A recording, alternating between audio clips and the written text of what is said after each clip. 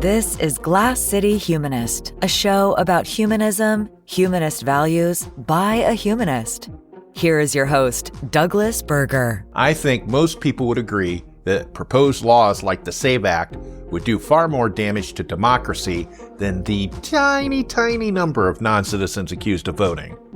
It's always disappointing when members of marginalized groups gang up on other marginalized groups, and it is very extra disappointing when they use religion to justify it. And then finally, we get an explainer why all of this anti-LGBTQ activity and the SAVE Act are related.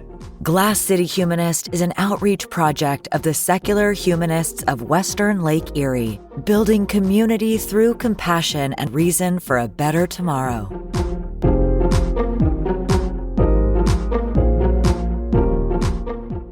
As I record this segment, there's quite a bit going on in the news. A lot of it's not good.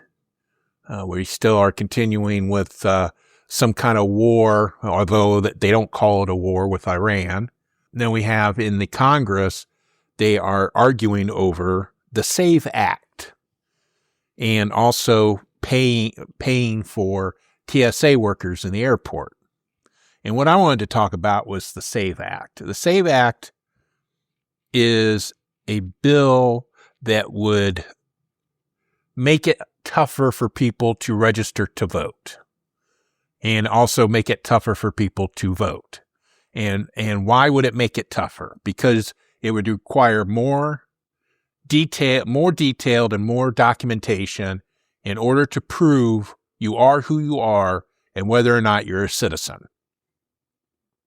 And most people would say, we don't want non-citizens voting. And non-citizens are not allowed to vote in federal elections for sure. Some municipals locations did have voting for people that were undocumented. They could vote for, let's say, like dog catcher or for library levies and things like that. In my personal opinion is if you pay taxes, you should have a vote. It's taxation without representation is pretty much the whole reason why the Founding Fathers broke with Britain. And so to deny somebody the right to vote because they're not a citizen, even though they pay taxes, to me, that's inherently unfair, but that's my personal opinion. And the other thing to also remember, too, is there aren't a large amount of undocumented people registering to vote, or voting in this country.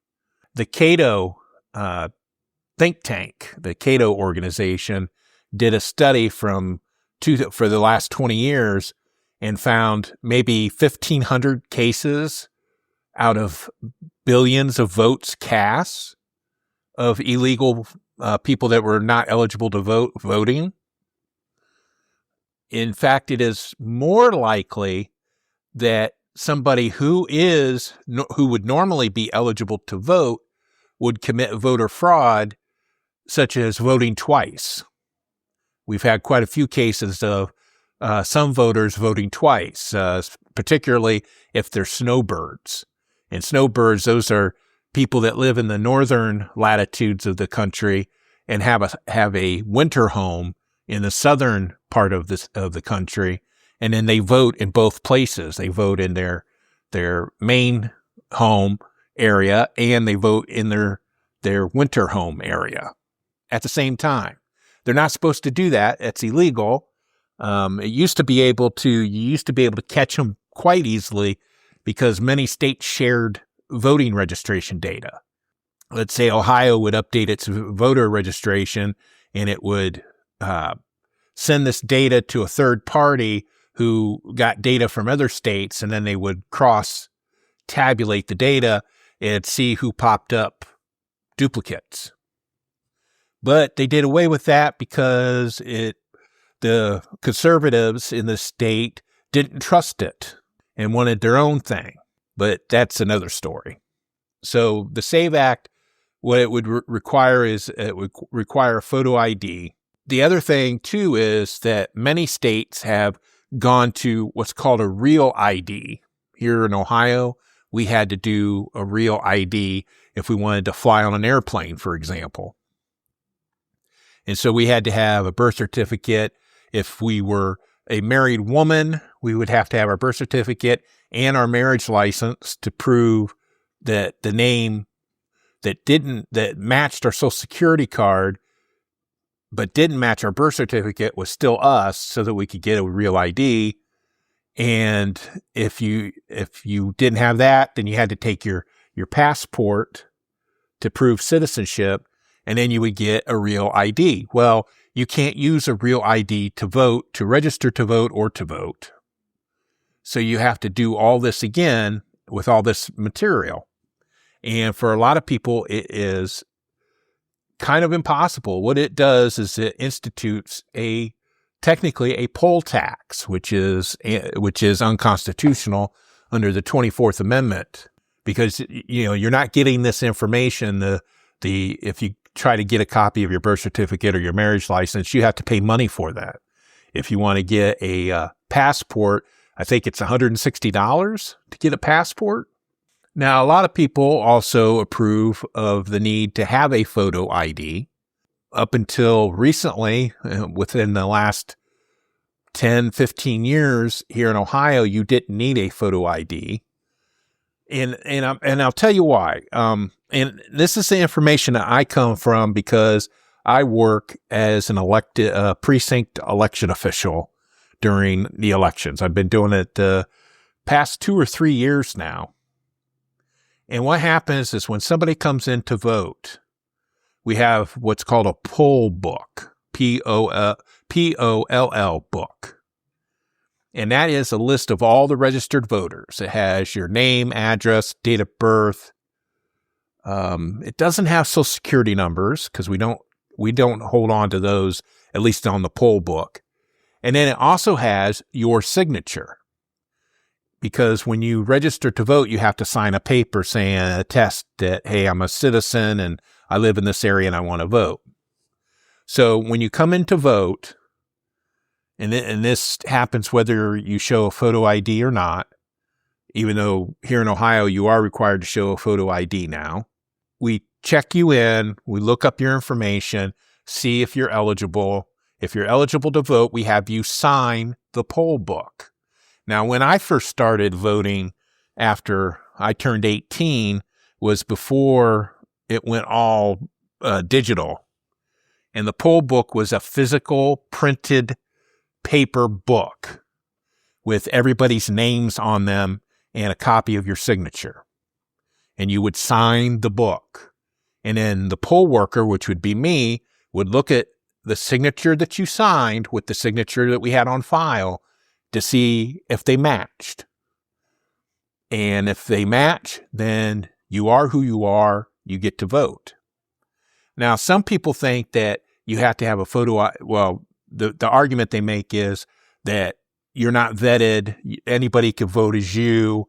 If you just know how to sign somebody's name. We ask people, even people that give us a photo ID, we still ask them their name and their address to repeat their name and their address to us, even if it's on the card.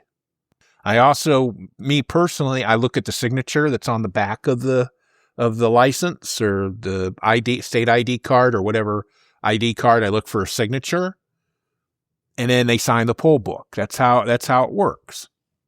Now, when you send in a absentee ballot by mail, the ballot, it fits into one envelope, and on the cover of that envelope is how you identify yourself. You put your name, your address, and you sign it. And then you put it in a second envelope, which is like a privacy envelope, and that is, or it has the address to the Board of Elections. That's how you mail it back in, or you take it to when we used to have drop boxes, you could drop it off. You could take it inside to the the Board of Elections office before the election. So what would happen then is that when they went to count the absentee ballots, they would take this envelope, take the ballot envelope out, look at the name the address, and the signature, verify it with the information that we have at the Board of Elections. If it matched up, then they would say, we can count this vote. So then they would open the envelope, take out the ballot, and scan it, because that's what it's a scan form, and scan it in and count the votes. That's how absentee ballots work. You have to include your last 4 digits of your Social Security number as another identifier on your absentee ballot. So that's how that works that way. So one of the things that I've been doing recently is I'm still on social media. I'm still on Facebook, usually because of the group stuff. I have to keep promoting the Secular Humanists of Western Lake Erie and the activities that we do. And a lot of that's through Facebook. But so I read some of the feeds. And for some reason, I'm getting a lot of conservative candidates for various state offices that I'm seeing their posts. And what happens is they'll say something that I either know for sure is wrong or I suspect is wrong, and I'll look it up and prove that they're wrong. And then I will respond politely to their post, explaining why they are wrong with links and proof, etc.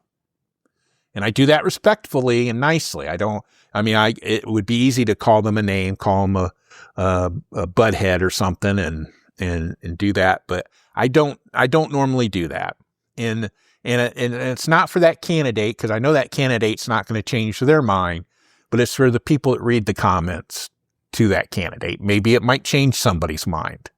That's the same thing, the same reasoning that I go when I respond to Christian nationalists that post stuff that I know is wrong, because it could be the people that are reading these comments or reading these posts that don't know any different, that might be on the fence, might change their mind. So that's why I do it. So we had this candidate. He's running for the Secretary of State of Ohio. The Secretary of State is the one that runs the elections. Unbeknownst to President Trump and some of the more extreme Christian nationalist MAGA leaders, states run elections. That's according to the Constitution. So if you're going to be the Secretary of State of Ohio, you're in a pretty powerful position to run the primary and general elections each year. And so this gentleman who is running as a conservative, rather extreme Christian nationalist conservative, has been posting about voter fraud and how we need the SAVE Act and that we need to have photo IDs. He also has an idea or a plan that he wants to do if he gets elected, to go through all the business filings, because that's the other thing a Secretary of State does is when you start a business in Ohio, you have to register with the state. You register with the Secretary of State. That's what our group did when we incorporated, is we registered with the state. And so this guy wants to go through all these business filings and root out the ones that are run by undocumented citizens and cancel those registrations, because he doesn't believe that undocumented people should be able to own a business. They also shouldn't be able to own property. He also feels that way as well. That's how extreme he is. So he's been posting these posts about voter fraud. And the other day he came out with this post, and he thought that he wants to require a photo ID to also file an absentee ballot. That's the one you mail in. Now, on the surface, you can see how impractical that is, because that's the whole point of mailing in a ballot, is that you're not going to be there in person. So how are you going to show a photo ID? He's talking about including a copy of your photo ID. Now, why would you do that? How would you, it creates more questions than answers, for one thing. For one thing, there's no reason to do it. There's no voter fraud. Voter fraud is not a thing. It's just one of those scare tactics that conservatives use to try to get you to agree with their policy, first of all. And so he was talking about that. He said he thought It wasn't fair that people that submitted absentee ballots by mail didn't have to show photo ID if everybody else had to show photo ID.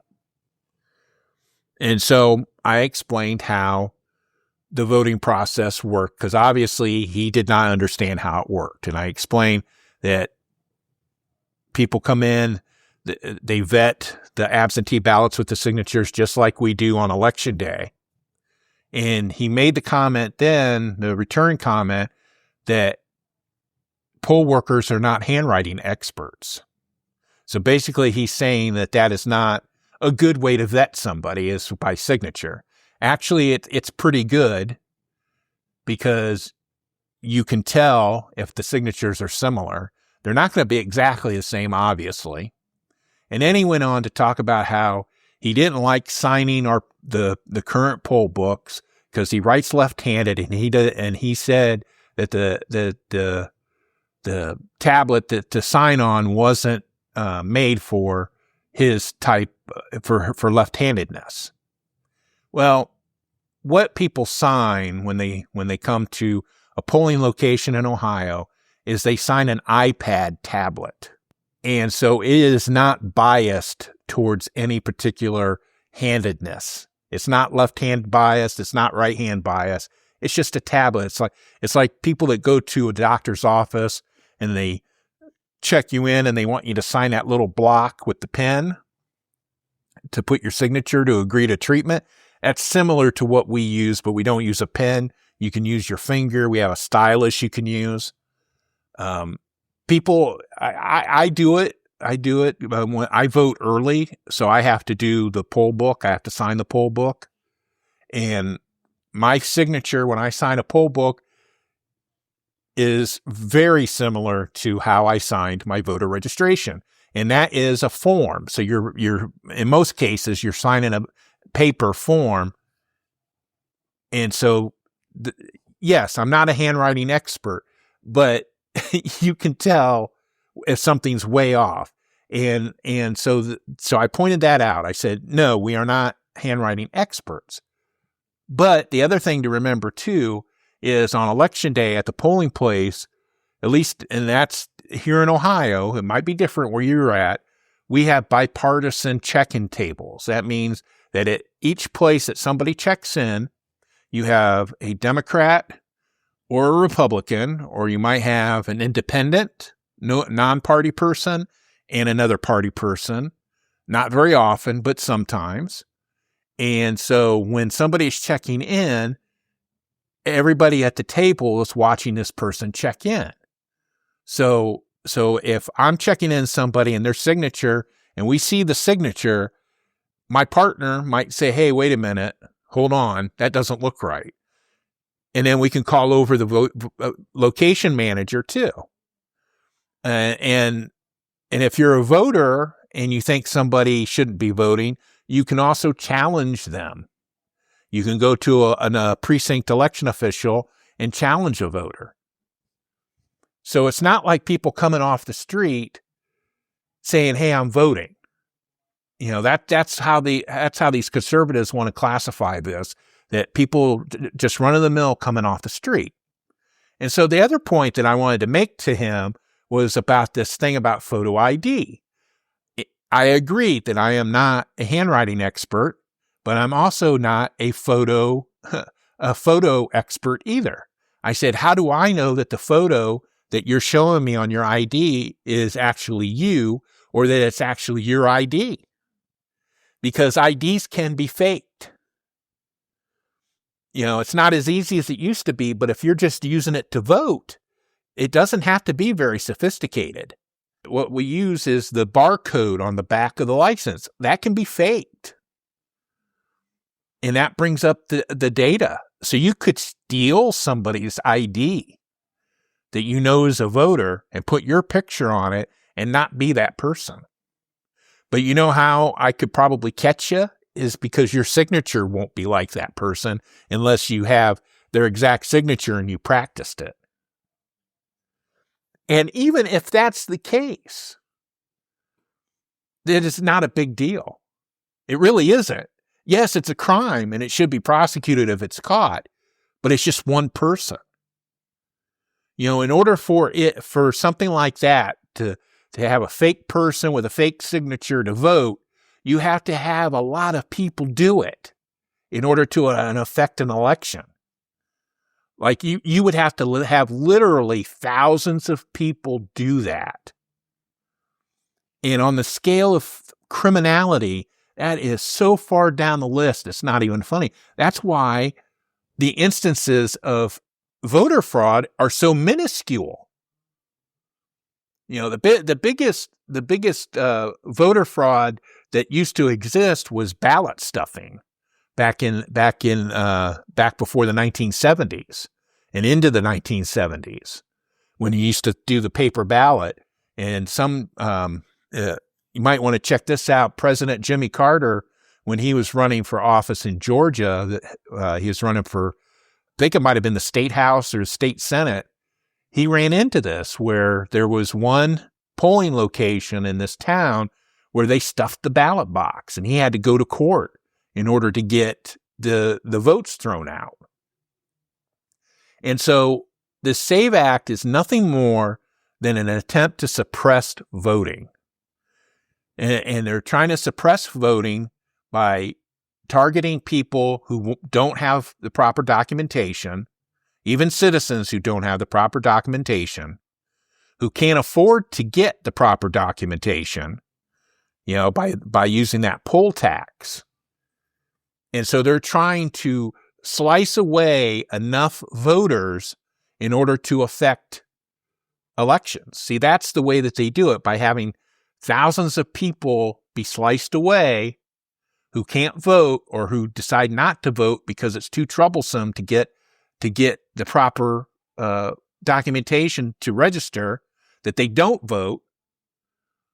That affects the election far more than supposed cases of voter fraud or illegal aliens voting.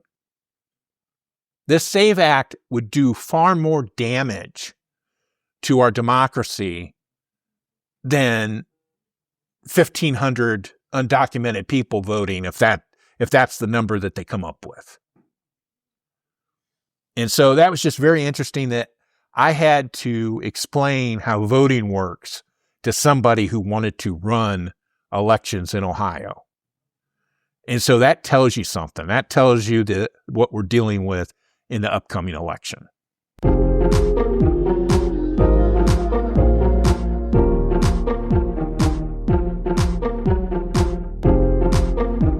For more information about the topics in this episode, including links used, please visit the episode page at glasscityhumanist.show.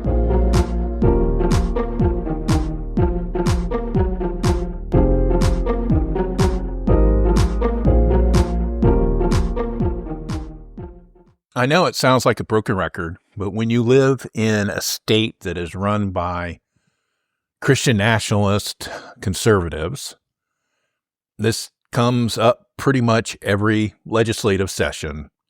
Anti-LGBT bills and laws and policies and things like that. And the latest that actually passed the Ohio House of Representatives was a House Bill 249, which would criminalize drag shows in public if there are kids around. This bill was specifically directed to towards drag performers and transgender people, because those are the people that these good Christians that run our state have demonized.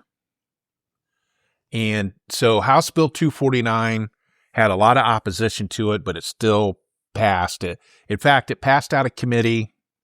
I believe it was on the 25th, March 25th, passed out of the committee on a party line vote and got voted on the floor of the House of Representatives and passed on a party line vote the same day.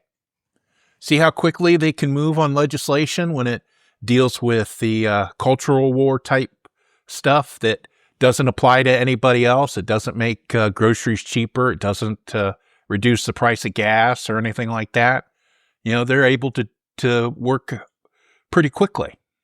one of the disappointments is that this bill was introduced by a woman, Representative Angela King, and a black man, Representative Josh Williams from the Northwest Ohio area.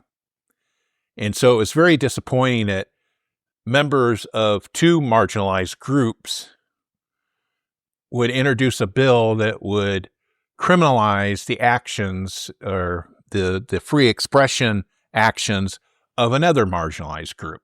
But that's how these evangelical Christians work, is that they are so hung up on sex and genitals and children that they pass they try to get these bills passed and try to make it tough for people like drag queens to live their lives the way that they want to.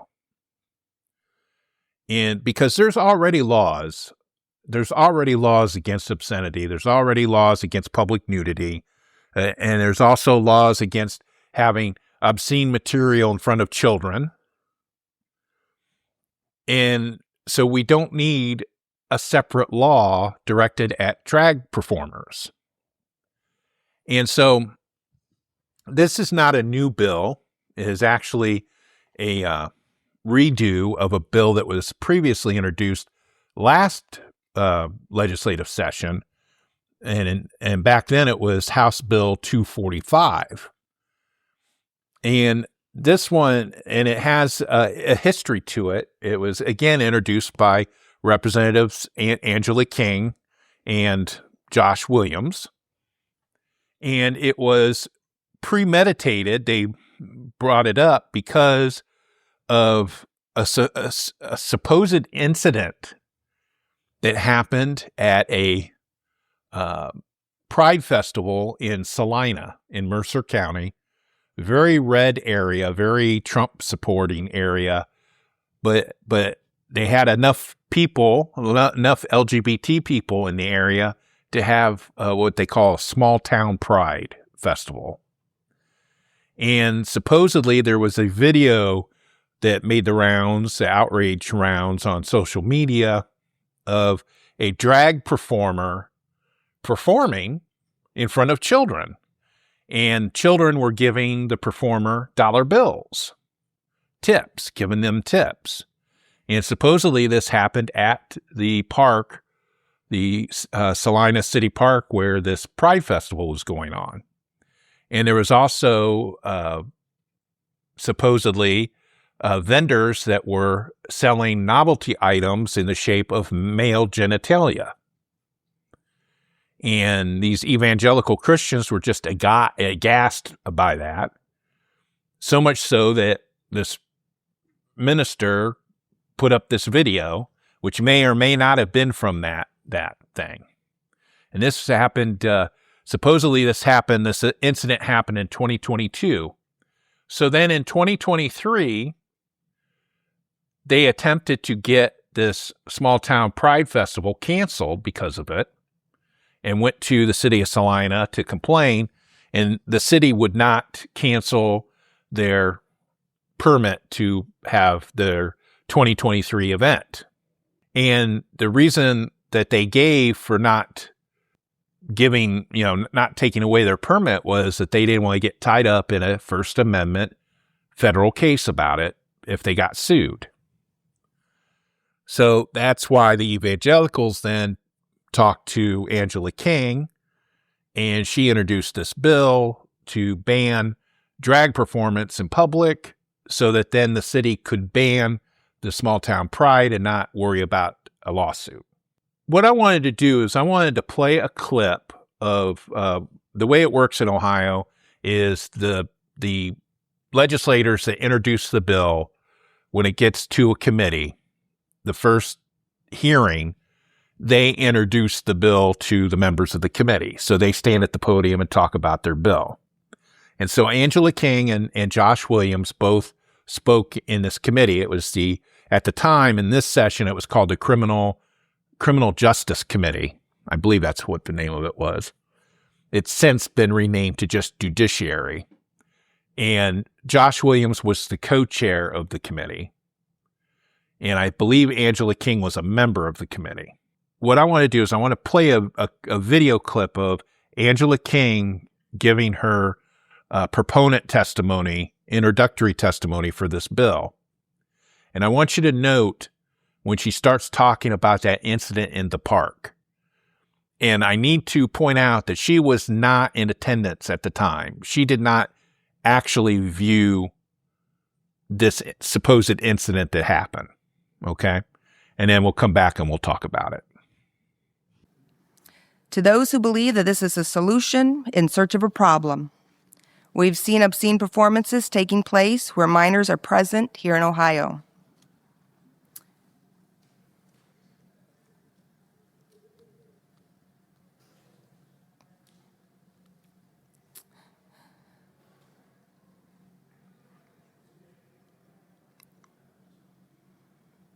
The catalyst for this bill actually came from my own community.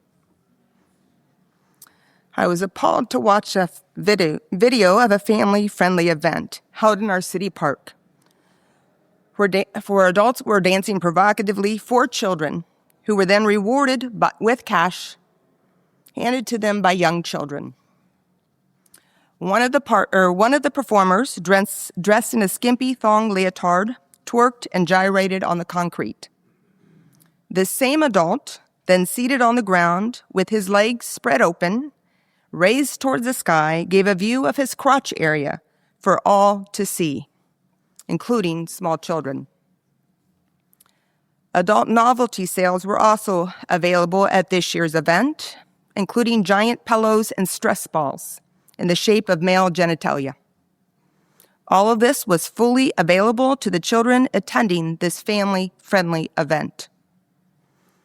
We need to ask, what message are we sending our children by allowing events in public spaces where they're encouraged to throw money at adults dancing in a sexual and provocative way? Ohio families should feel safe taking their children to a city or community park without their child being exposed to performances and adult novelty items. As legislators, it's of extreme importance that the state protect Ohio's children from exploitation and robbing of their innocence. We already prohibit children from strip clubs and exposure to pornographic materials. And in the same way, House Bill 245 protects children from obscene performances in public spaces. Adults can have their day, but it needs to be done behind the doors of a private establishment where minors are not allowed. Chair Abrams and members of the committee, thank you for the opportunity to testify on this very important piece of legislation. It's my hope that you too place a high value on the protection of children's innocence and favorably report House Bill 245. And at this time, I will turn it over to my joint sponsor. Thank you.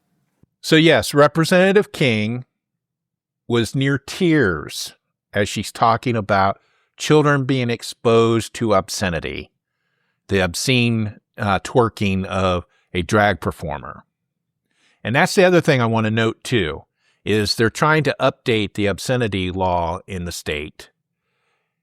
And they claim they aren't targeting drag performances.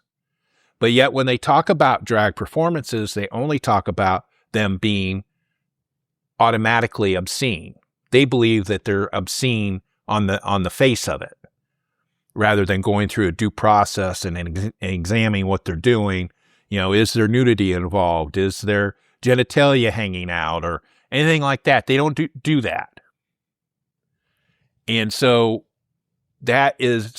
she's near tears. She's almost crying. So I don't know if she's just being a very good actress or she's visibly upset. More likely she's visibly upset the fact that children might be exposed to a drag performer performing. So the Buckeye Flame, they did some good articles, and I'd recommend Buckeye Flame if you're looking for good Ohio-based LGBT news.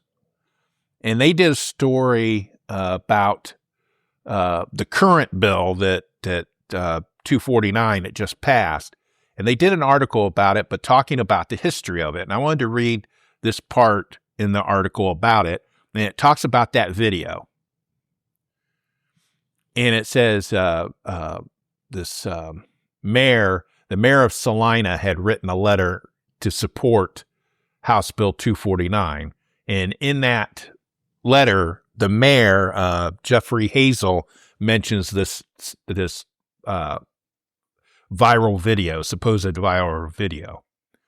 And so Buckeye Flame writes, while Hazel did not provide the video he's referencing, it is most likely a video Sean Mayer, pastor of Athea Christian Church, shared in 2023 with a Facebook group called Defend Salina. It showed clips from a 2022 drag show in Salina. The children in the video hand the bills, the money, to performers. The video does not show children tucking dollar bills into performers' clothing. That was one of the accusations. Hazel also referenced the 2023 video where he said a drag performer twerked, thrust his hips, and gyrated on the ground, where he revealed a tight-fitting thong. And Angela King, in her initial introductory testimony in the full, if you look it up, she mentions that same situation of thrusting the hips and gyrating on the ground. And so Buckeye Flame continues, a similar performance was in the 2022 video, and each of the moves Hazel describes appear for a second or less as part of a longer dance routine. Some of the moves used by the performer, such as high kicks, flips, and using their leg to gain momentum and stand back up, are used by cheerleading squads, including Salina High School. During a Salina cheer team's showcase on February the 20th, 2025, high school athletes thrust their hips, spread their legs, and use almost the same moves as the drag performer during a cheer showcase. And then they also note that the council president, Jason King's sister-in-law, Representative Angie King, stood next to neo-Nazis protesting against the Pride celebration that year. This is 2023. And it noted small-town Pride President Kyle Bruce in a statement sent to the Buckeye Flame. Let this be a reminder that those who are in support of HB 249 have opposed our Pride event since before there was a drag show in 2020 and have continued to oppose it this year when there was no drag show, Bruce said. These people are attempting to mask their blatant homophobia and transphobia by presenting their side as the ones who are protecting the children, yet they are the ones who fill their kids with hate towards a group who does them no harm. And so then I wanted to turn to Representative Williams. And in his letter to the committee for this current bill, he doesn't talk about that Salina Park incident, but he talks about the case of Rachel Glines, who is a transgendered woman who was charged with indecent exposure after women and young girls complained of Glines' presence in the women's locker room at a Xenia YMCA. Glines was eventually found not guilty and this is Representative Williams talking, as his body fat covered his genital area. Due to this section referencing private parts, which is undefined in the revised code, a conviction was not possible. Had the section said private area, which is defined in the revised code, our justice system would have been able to fully prosecute Glines. As defined in section 29.07.01, private area means the genitals, pubic area, buttocks, or female breasts below the top of the areola where nude or covered by an undergarment.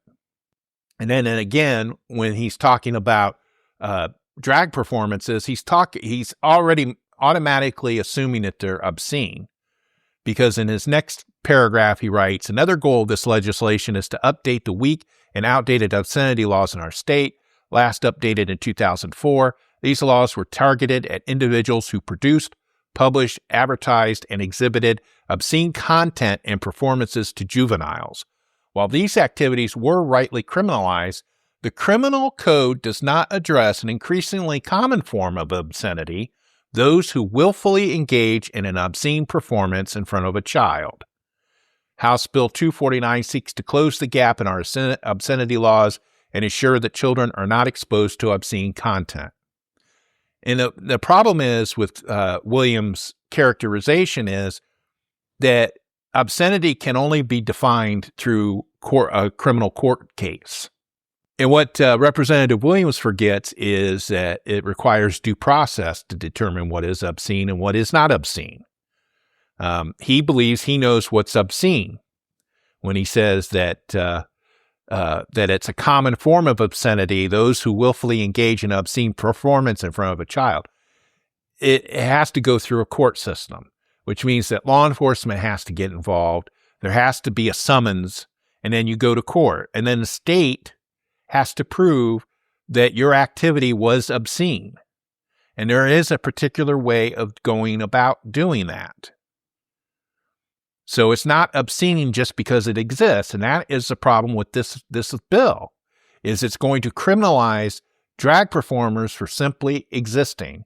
It's going to criminalize transgender people simply for existing, because it's going to label the fact that you're wearing clothing different than how you were born. It's going to label that obscene. They're talking about how, well, Shakespeare stuff won't be that, or you can watch Mrs. Doubtfire and blah, blah, blah. But that's not the point. The point is that it's going to be another vector for Karens to call the cops on people that are just living their own lives and doing them actual no harm. And it's just going to be another method for them to remove you from the public, to jail you, to harass you, because you are not right with God.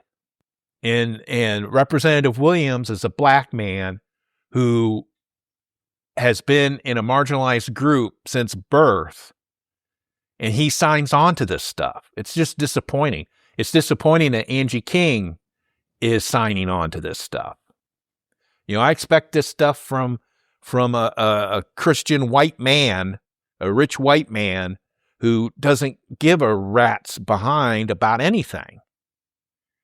But then to see a woman and a black man ganging up on another marginalized group because of religion. And that is just sad.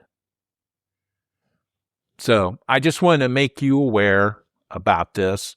And again, and let me be very clear, that someone who is a drag performer, and most drag performers that I know are professionals, they tailor their performance to their audience.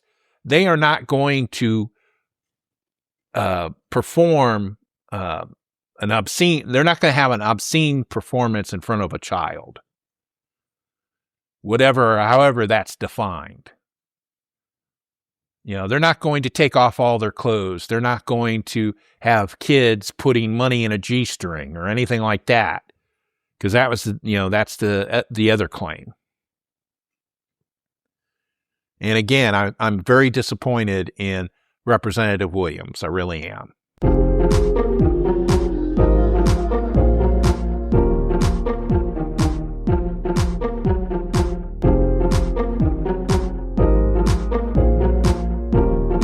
You're listening to the Glass City Humanist Podcast.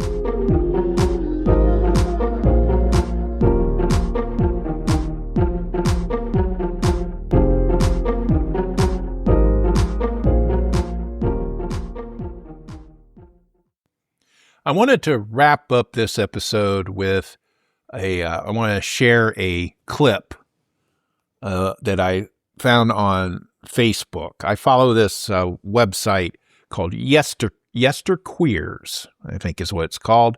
And the person that runs it is named Amanda, and she gives history about LGBT and queer people that you might not know about. Like she did a very excellent job explaining what was his name?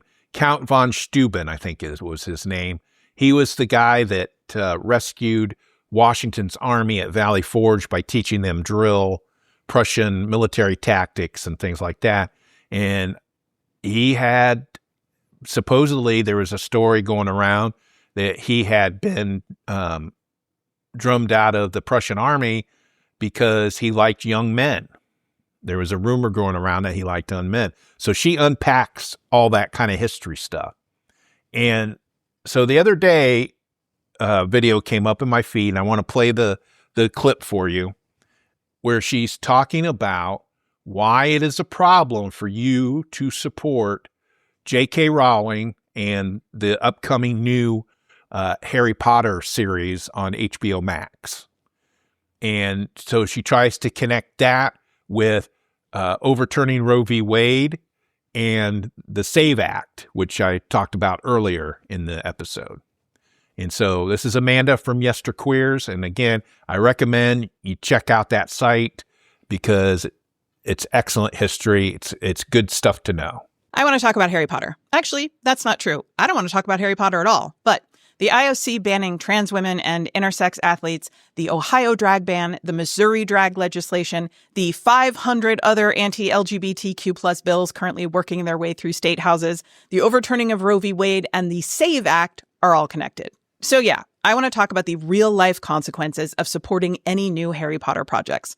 For those who don't know me, my name's Amanda, and I'm a public historian of queer history. I know that Harry Potter is a beloved franchise, especially for queer people who saw themselves in a young boy who was abused and reviled by his family of origin before getting whisked away to a magical world where he discovered secret powers and people who love him and the ability of good to triumph over evil.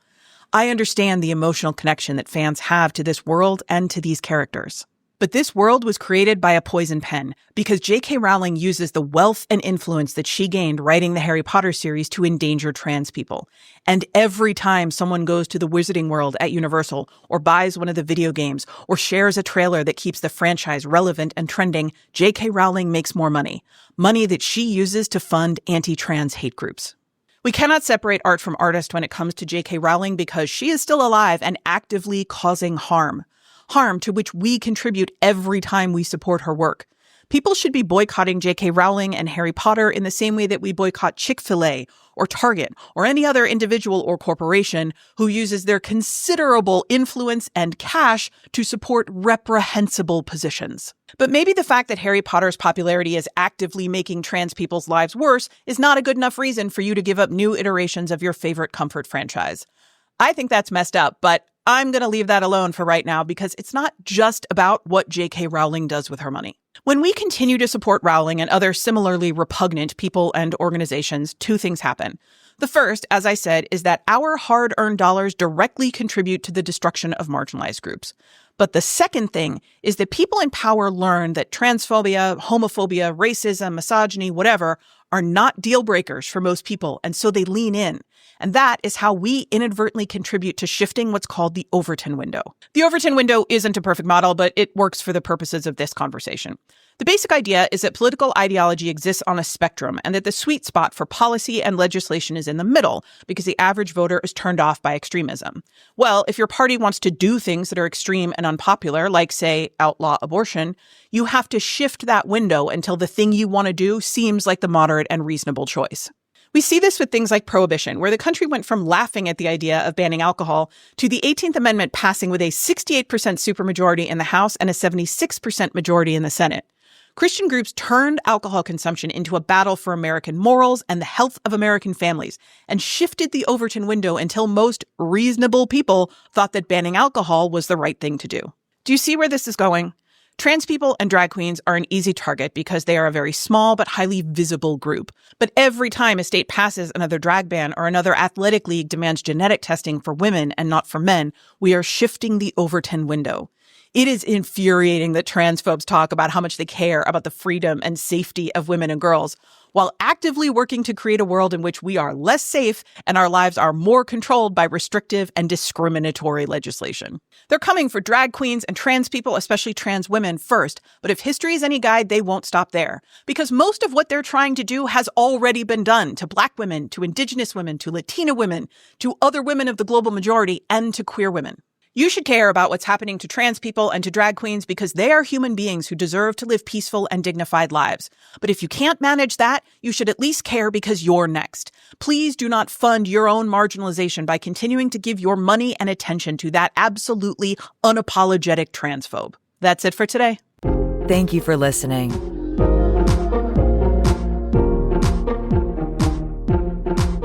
For more information about the topics in this episode, including links used, please visit the episode page at glasscityhumanist.show. Showlee can be reached at humanistswle.org.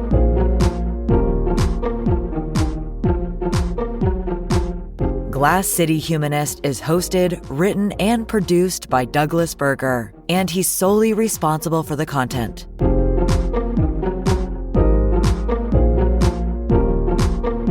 Our theme music is Glass City Jam, composed using the Amplify Studio. See you next time.